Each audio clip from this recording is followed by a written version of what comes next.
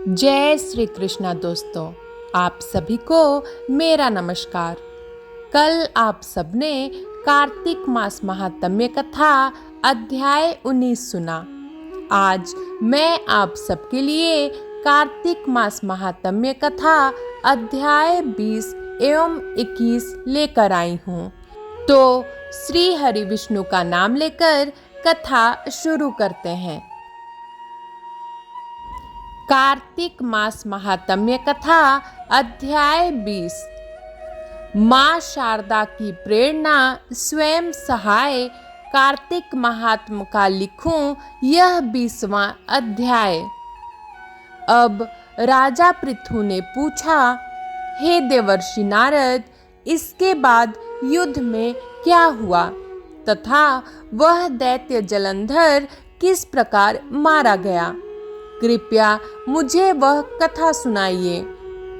नारद जी बोले, जब गिरिजा वहां से अदृश्य हो गई और गंधर्वी माया भी विलीन हो गई, तब भगवान वृषभ ध्वज चैतन्य हो गए। उन्होंने लौकिकता व्यक्त करते हुए बड़ा क्रोध किया और विस्मित मना जलंधर से युद्ध करने लगे।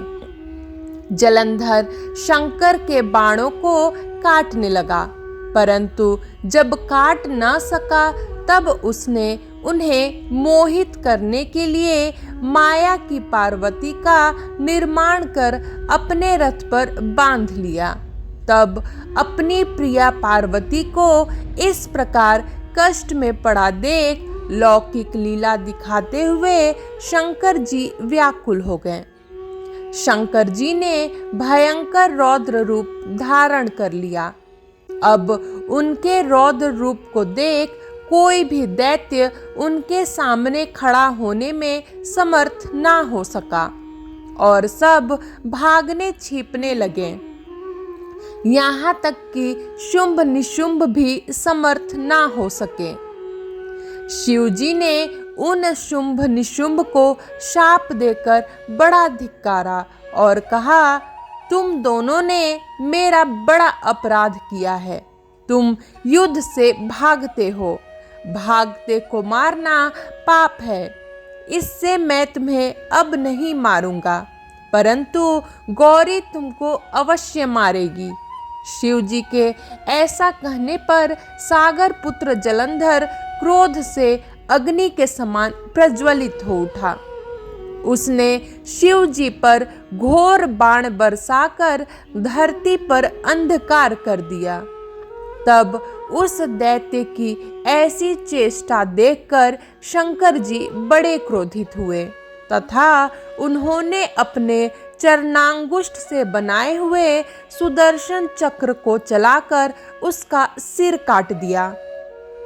एक एक प्रचंड शब्द के साथ उसका सिर पृथ्वी पर गिर पड़ा और अंजन पर्वत के समान उसके शरीर के 2 खंड हो गए। उसके रुधिर से संग्राम भूमि व्याप्त हो गई। शिव आज्ञा से उसका रक्त और मांस महारौरव में जाकर रक्त का कुंड हो गया तथा उसके शरीर का तेज निकलकर शंकर जी में वैसे ही प्रवेश कर गया जैसे वृंदा का तेज गौरी के शरीर में प्रविष्ट हुआ था। जलंधर को मरा देख देवता और सब गंधर्व प्रसन्न हो गए। कार्तिक मास महात्म्य कथा अध्याय 21। लिखने लगा हूँ श्री हरि के चरणों में शीश नवाए, कार्तिक महात्म का बने यह 21वां अध्याय। अब ब्रह्मा आदि देवता नतमस्तक होकर भगवान शिव की स्तुति करने लगे। वे बोले, हे देवाधिदेव, आप प्रकृति से परे पार ब्रह्म और परमेश्वर है। आप निर्गुण निर्विकार व सबके ईश्वर होकर भी नित्य अनेक प्रकार के कर्मों को करते हैं। हे प्रभु, हम ब्रह्मा आदि समस्त देवता आपके दास हैं। हे शंकर जी, हे देवेश, आप प्रसन्न होकर हमारी रक्षा कीजिए। हे शिव जी, हम आपकी प्रजा हैं तथा हम सदैव आपकी शरण में रहते हैं।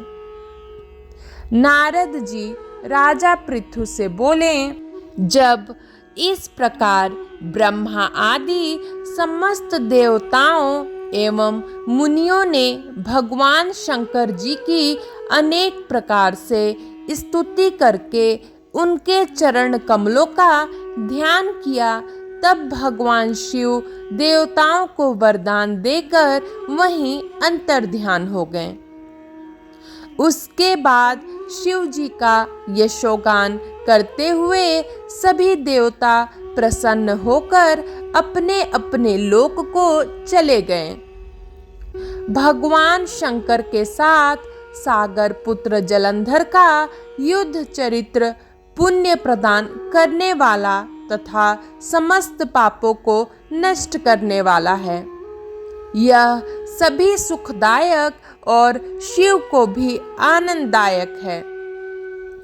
इन दोनों आख्यानों को पढ़ने एवं सुनने वाला सुखों को भोगकर अंत में अमर पद को प्राप्त करता है। कार्तिक मास महात्म्य कथा अध्याय 20 एवं 21 समाप्त हुआ। कल मैं आप सबके लिए कार्तिक मास महात्म्य कथा अध्याय 22 लेकर आऊंगी। तब तक के लिए जय श्री कृष्णा, जय विष्णु भगवान, जय माँ लक्ष्मी।